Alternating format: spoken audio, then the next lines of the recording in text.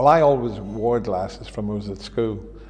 I mean, it's amazing. If someone had told me when I sat in the front desk at school with a pair of National Health glasses, with one of the lens falling out every now and again and one of the sides hanging off, that one day I'd become world champion wearing a pair of strange upside down glasses, you just couldn't have wrote a script for a film about that.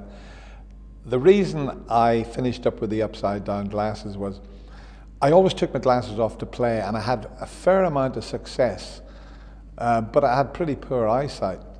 And then I did get some contact lens in 1979, and I almost won the world championship, but I couldn't get on with the lens. There were special German lens, and they nearly worked because I beat Steve Davis that year. I beat the great Ray Reardon, who was 6 times champion, but lost out in the final to Terry Griffiths. And I couldn't get on with the lens, so I thought, well, I've got to get some glasses. I can't go back to playing without them, because after I got used to the lens, if I tried to play without any aid, because of the astigmatisms I had, the balls looked like rugby balls. That was the shape of them, so I couldn't pot 2 balls without my glasses, or without the lens. So Jack Carnham, who was a professional player and commentated for the BBC, made my upside down glasses by hand. I went and stayed with him in Bracknell, and he hadn't made spectacles for years. He'd made himself a pair, but his family business was also making spectacles.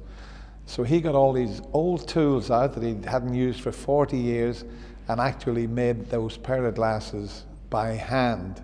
And there was proper glass in them, so they were quite heavy, but they did work.